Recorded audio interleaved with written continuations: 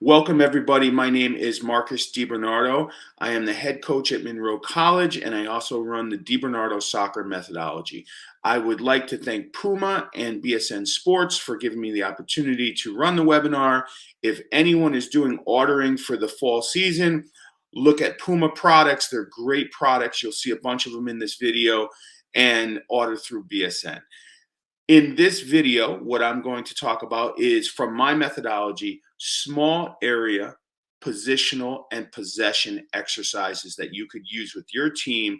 It's all about connecting academic theory with training session design, how we bring that together to fit theory and training session design, where I am going to show you small area, this video, next webinar, medium area and large area possessional and positional games. I am also available for all your questions at the end of this presentation. Hope you enjoy it.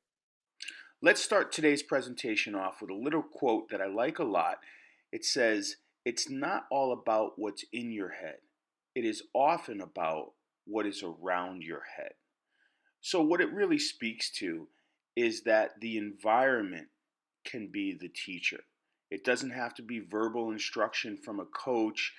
The actions, whatever your environment is, that will allow you to bring out different skill sets. It'll show you what is available to work with. It'll help you, that interaction between the player and the environment is often what develops these unique skill sets. And really, it's about what information in this environment, in these environments, is available to me, and how am I going to use that to, again, develop these unique skill sets. So let's do a little review from last week. Ecological dynamics is the academic theory that I use to put into practice session design. Ecological dynamics is a constant feedback loop between the person and the environment. So the person is in that feedback loop in the present moment. They're not relying on past memories. Yes, control laws, attunement, and prior knowledge does play a part, but in essence, they are in a constant feedback loop with real-time information. Now, when you're perceiving in that environment, so you have that direct perception, that is giving you information, and that information you can take action upon. And whatever your abilities are, you're looking at that information and saying, hey, can I pass a ball? Can I dribble the ball? Can I shield the ball? Whatever your affordances are, which is your action capabilities, is what you will do based upon your direct perception. So this cat laid down to take a nap because their direct perception of the environment was it was a flat surface. They're not thinking, hey, I'm going to lay down on the kitchen floor because it's the kitchen floor. No, it's direct perception of it's possible to lay down here.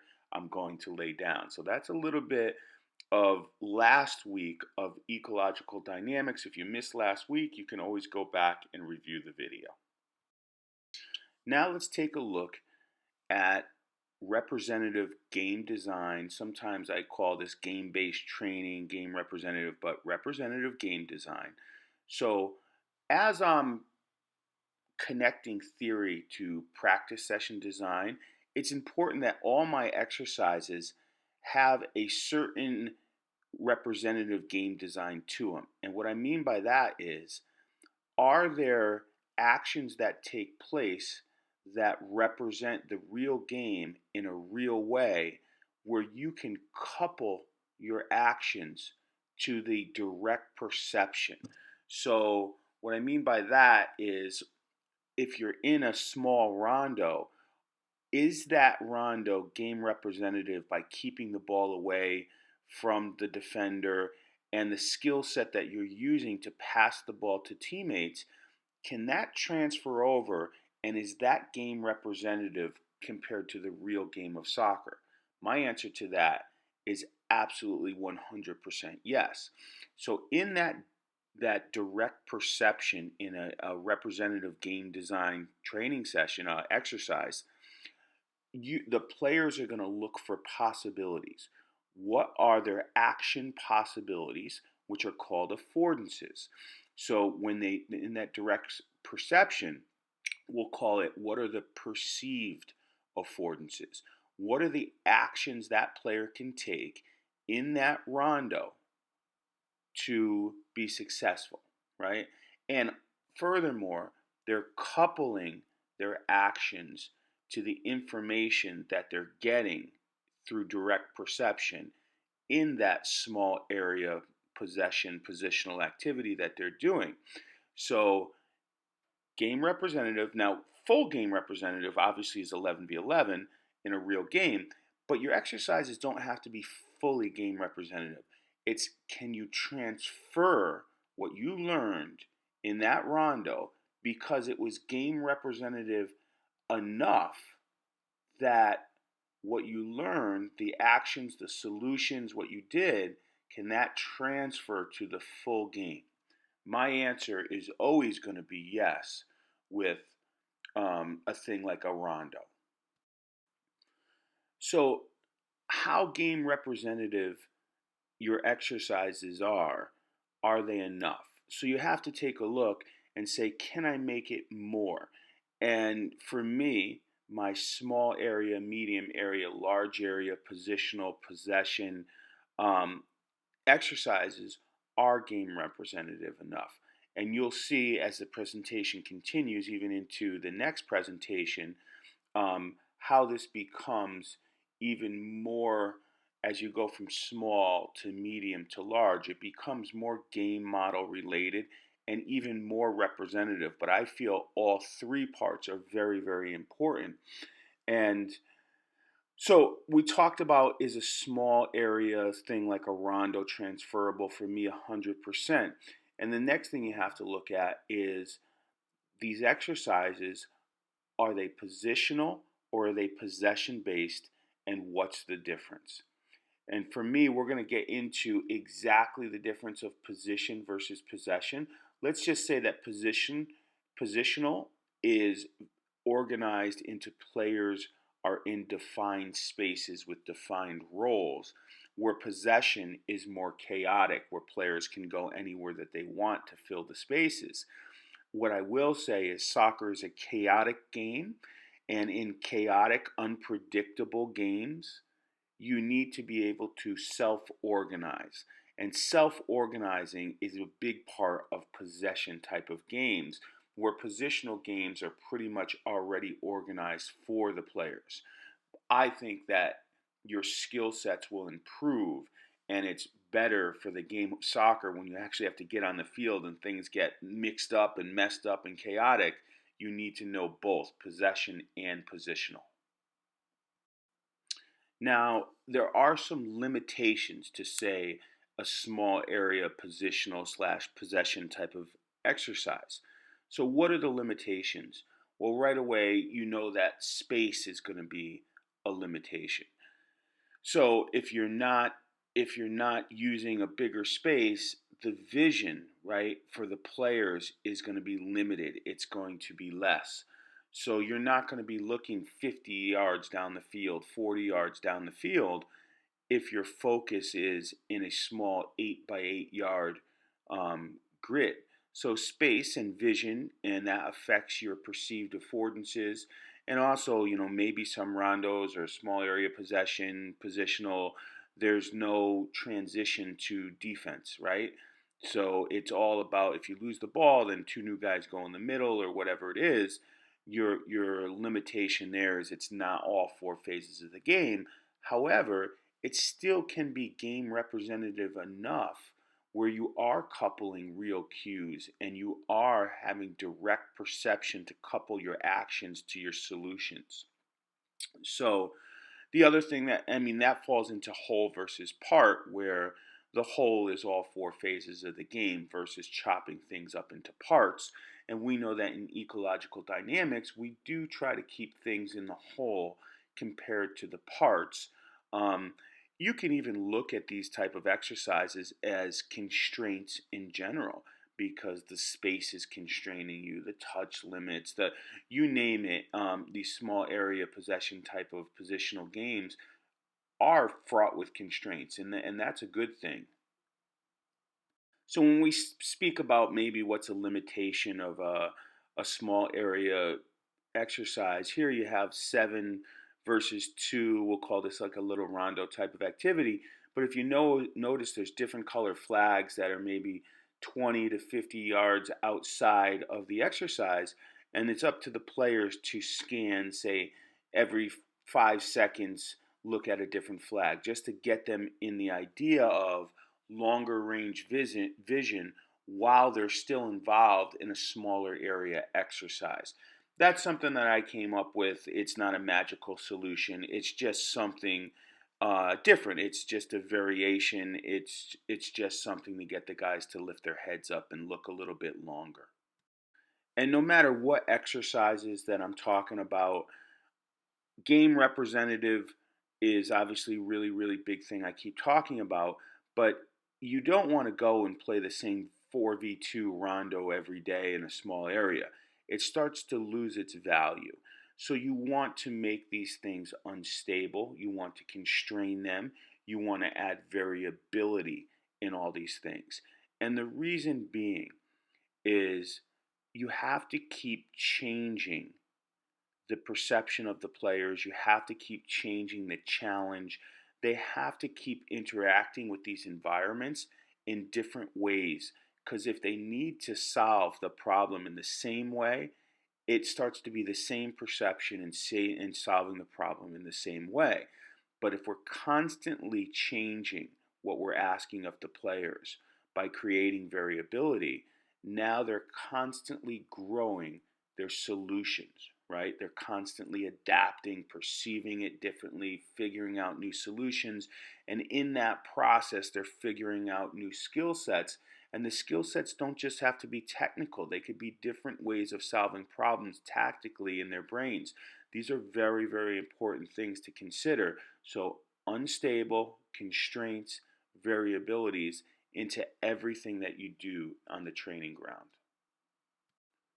This slide just reinforces that we need to train in positional exercises. Positional exercises are all about spacing, they're all about proper body position, finding the spaces in between players, in between lines. They're about not running through passing lanes of other players who are in the middle, while possession, again, is more self organizing. What I mean by self organizing is players have to identify the spaces that they need to occupy to facilitate keeping the ball. There is a direct need for both positional and for possession type exercises. So you'll always see that in my methodology. So my methodology is always um, evolving. But in short, you can see I have small, medium, and large area possession and positional games. As we go from small to medium and medium to large, the medium to large games start to become more game model like. So you can go to full game model in the large area exercise, where you can't go to full game model really in any sort of game representative way in a small area exercise. I always use constraints and I always use positional play principles in my exercises. So that's kind of, I also have supplemental exercises just because of workload and things of that nature. Now, in the bigger picture, as we look at what my actual game model is, we look at three things: possession to keep the ball, positional, which is again playing in between lines, in between players. We look to build from the back with a plus. If we're going to go into the midfield third, we try to overload one side and then switch the field to the other in the attacking third. In the attacking third, if we can get numbers even being equal in the attacking third, that's great for us. And then the third part of the equation is if we lose it in the attacking third and we have the numbers there, then we press to win it back. Unless they relieve pressure altogether, then we have to drop and get a more compact structure in the team. But if you remember the 3 Ps as part of the game model, you could relate this to all your exercises: possession, positional, pressing. Those 3 Ps are very, very important to our game model. So let's dive in right now on small area training exercises that are positional in nature. And it's really important to take a look at these small area exercises and understand the principles of coaching and setting up a positional exercise. So if we take a look at this, this is a very simple positional rondo. You have one player on blue who's going to be in the middle. And I call it a little less sophisticated because there's only one player in the middle. It's not so complex. If you notice the players on the outside, no player is in a corner. You don't want players in corners. It's not good supporting angles. They can move freely a few yards in between the cones on either side, but you're not going to have players positioned directly in the corners. Body position is massive, especially so body position playing to the back foot, limiting the touches in between. If you play to the back foot, you could either bounce it back from where it came or you could play forward. And ultimately in this game, playing forward is what scores you goals, and that is what we look for. The one player in the middle here needs to get themselves in and behind those defenders, hopefully with a body position that's half turned so they can exploit the space in and behind those defenders. He doesn't want to stand in front of the two defenders where the defenders then now can see the him and the ball. You want to make it much more difficult and exploit that space behind the defenders where we could hit penetrating balls to a half-turn player who could play forward. So now we get a little bit more complex. That was a transitional rondo. This is now just a pure positional game. The two players in green are going to be the only ones that will interchange positions with themselves. Normally, this is going to be your center midfielder. So if you have one player in the middle, that's going to be your center mid. The red team is trying to press and win the ball. If they win the ball, they will take the same spots that they always take on the outside. So it's not like this chaotic exercise where players are scrambling to figure out what side they're going to go off to if they just won the ball. So red, if they win the ball, the blue team will come to the middle. You can make this so it's continuous if the players are a little better, or you can make this so players, the defending team coming in, needs to touch hands in the middle before play starts, before they can intercept the ball. And what that does, it gives everybody a little extra time to get to the right positions if the group is a group that's kind of just understanding these exercises. An advanced group can play this in a continuous fashion. So now we continue to build in complexity, and you have two green players in the middle. And again, these players are not going to go anywhere. They stay in the middle no matter what. But now they have to split the grid. So they have to occupy their own pockets of space. Now they can also combine with each other. It adds another aspect, but they're not going to be running through each other's passing lanes, running all over the place. Their idea is to get in and behind those defenders, proper body position, and they're going to move the ball quickly. Again, they can combine with each other in the middle. This is all about moving to create really good angles. Play simple, play the way you're facing. If you could play on the half turn, great.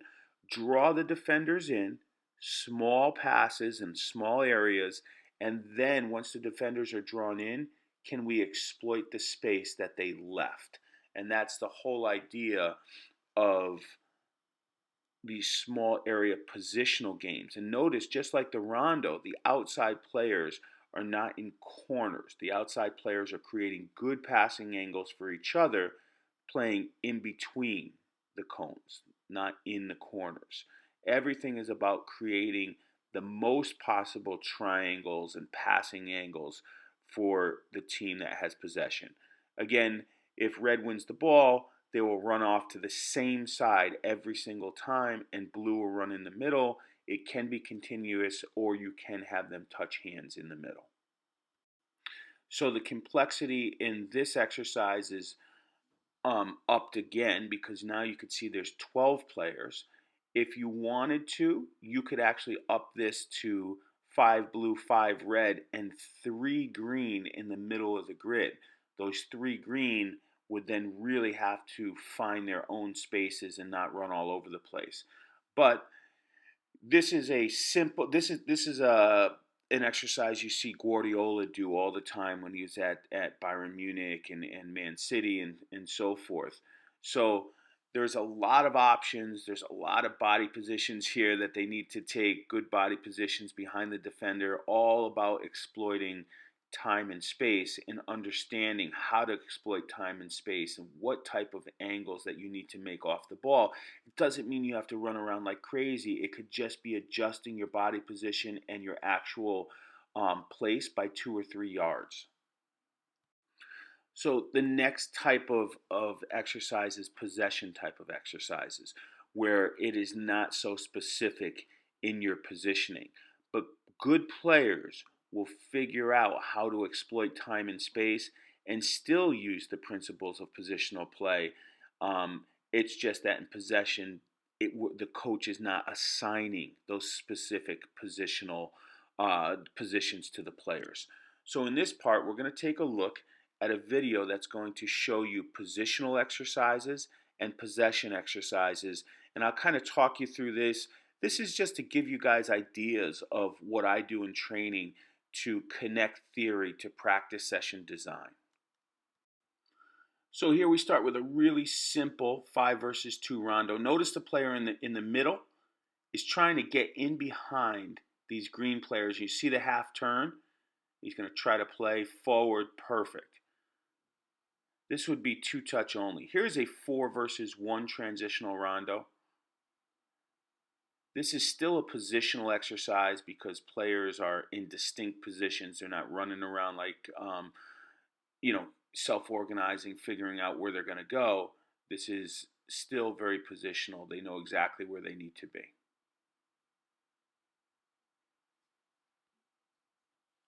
The grid size here is probably about 6 yards by 6 yards in each square. Again, this is another positional exercise. This is 7 versus 2. Actually, a really difficult 1-touch exercise we have them doing there. If you add this to 2-touch, it becomes a little bit easier. But you could see when I talk about changing and creating different environments, we went from 5v2, 1 player in the middle, traditional rondo, to a 4v1 transitional rondo, to now a 7v2, 1-touch. The touch restrictions really vary depending on what exercises.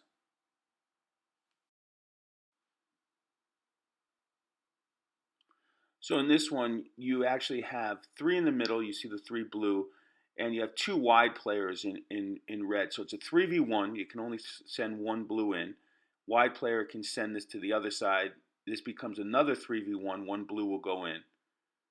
You can also split those 2 in the middle, just like you just tried right there. So this is a small area exercise, 3 versus 1, 2 wide players in red. You can also split in the middle. If you give up the ball, your team goes to the middle. It's a really good exercise. It's another environment, right, that is different. Players need to figure it out. They have to figure out their surroundings, the 3v1, how are we going to be effective, what body positions are we going to take so we can hit through balls, but at the same time we can still use the red players on the outside. When I talk about variability, you can change the touch restrictions, you can change the rules, you make it have to connect maybe 3 passes before you could go wide, maybe you can't split them in the middle. I don't know, whatever you want to do to make this to always create variability and change, so they always have to solve the problem in a different way. And that's, again, unstable training environments. That's the kind of things that we do. And they can all fall under the umbrella of a constraint. Here we have just a little like a polygon shape, right? And this is one touch. Nice little exercise that we do in the very beginning of practice, right? This would be like a warm up type exercise, but it's very difficult. And in the polygon shape, it's different than a regular square. And these things have to do with workload as well. So some of the small area possession type of stuff, positional type of stuff, we don't always want to go into just, hey, let's jump into a large area game where you're covering 80 yards. We work our bodies into it. So that's part of the reason. So this is 2 versus 1 in a box. On transition, I give him a touch right there. Then it becomes 1 touch. But the first touch in transition, as the ball covers into another box, travels into another box, they can use 2 touch. I eventually change that and take that 2 touch away, where they have to use 1 touch. So here's the 1 touch variation. If they're going to switch it, they have to use 1 touch, and the guy who gets it switched to has to use 1 touch as well. Again, just more variability, and it adjusts the way that they think, right? And adjusting the way a player has to think and perceive, it's massive. So here's a possession game, right? This is 10 versus 2, but this isn't Rondo. This is a 10-yard by 10-yard box. Players should go anywhere they want. They can run around this box. You see this player in the middle. He's just occupying these spaces, but anyone can. They do not have to stay in a circle. And you'll find that in the beginning, like, players do stay in a circle, but then you have to encourage them to move around. This is all 1 touch, 2 touch on the steal.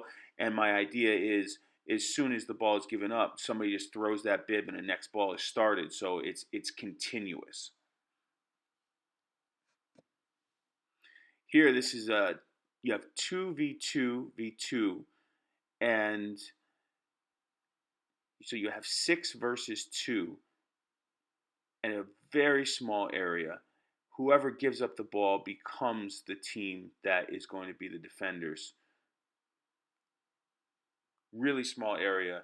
And if you notice, this is not positional. How much different is this than some of the positional exercises that I showed you? Much, much different. And I really think that this is a great way to add variability in different environments. This is something, we do this for fun a little bit. It's pole splitting rondo, right? The 2 guys in the middle don't want you to get split in between here.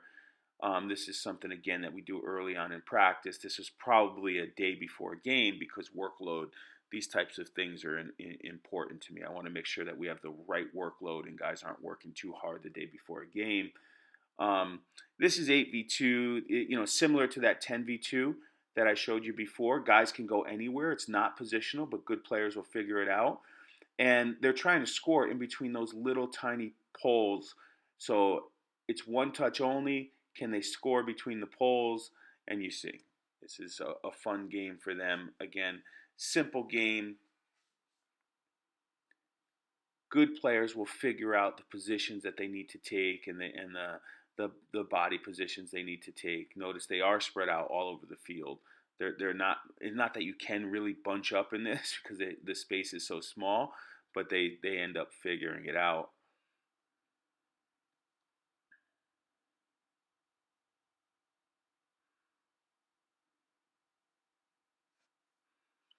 In this next one, this is all about zones, creating 2 players have to be on the team with the ball in each zone. All 3 lanes have to be filled. So when the ball gets played in, whatever zone it gets played in, a player has to join into that zone.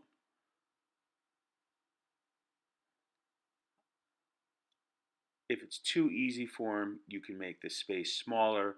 We have 2 touch in this exercise right now. And these are just, again, if you notice, all these environments that I'm showing you are different. So this says, 20 exercises. I'm probably going to show you about 8 of these, right? This is a very nice exercise. This is 1, 2, 3, 4, 5, 6. 5 against 3. However, this does have really all parts of the game in it because if yellow wins the ball, they are free to transition and score on any of the 4 goals on the outside. So really, really nice environment here. Small. You can see how tight the area is. The gray team, because they have a two-player advantage, they had touch restrictions and the yellow doesn't. This is a little bit bigger. This is starting to teeter on that medium area possession, um, because it's a bigger space. Now here, 1, 2, 3, 4, 5, 6, 7, 8. It's 8 versus 3, and you can see that there's 2 in the middle. And the ball movement here is very good. This is playing one touch right now. So now here's another environment where you have line of 3, then you have 2, and then you have 2 more. So you have 4 defenders in the middle. You have 3, 2, 2. And the idea is, can we get it from one side to the other using these 2 players in the middle who are finding these little spaces in between, receiving that ball on the half turn.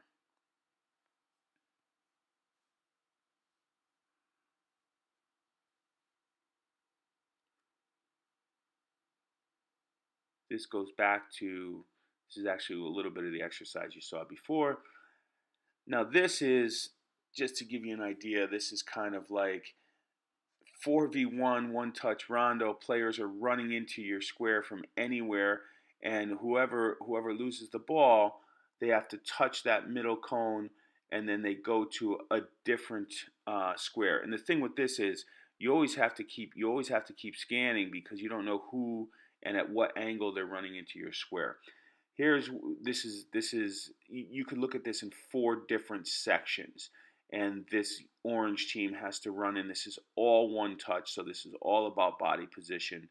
Again, this is organized into 4 different sections where they all play together.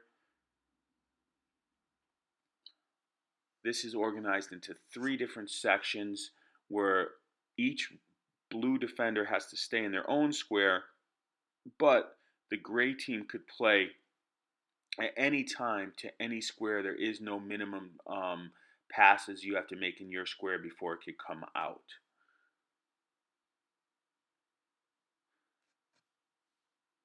The keeper, our goalkeeper, was on the end there. You can see the goalkeeper was great with his feet. He actually won the national championship with Marshall last spring.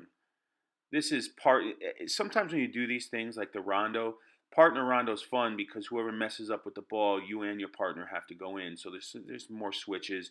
You could see they're still using the poles to see if they can get through and split the defenders in the middle. And you can see they split them quite a few times. Here, this is 6 on the outside, 3 in the middle against 4 in the middle.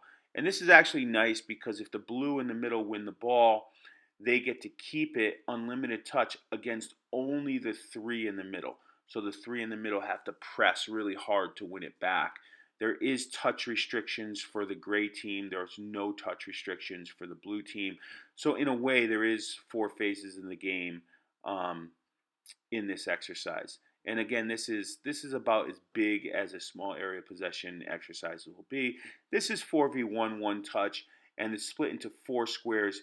The players can move into any square they want with their team. You see they transition the ball as it goes into the empty square. The whole team runs into the empty square. Again, more variability, more different types of environments. This is a 4v2 in the middle. If any of the 2 win it, now it becomes a 6v4 with the blue team in a bigger area here. So it starts with 4v2, gray versus blue. If blue wins it, it goes into a 6v4 against the gray team. Another different type of environment, another new way to keep the ball. If you notice, I haven't showed you so much positional stuff. There are a lot of positional exercises in small areas that we can do. I kind of gave you the examples as I explain the positional games.